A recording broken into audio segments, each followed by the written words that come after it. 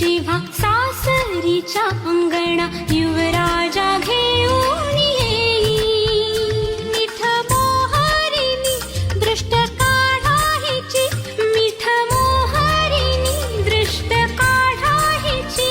आता जाई माहेरा गाडी सजवा, कुणी येणार येणार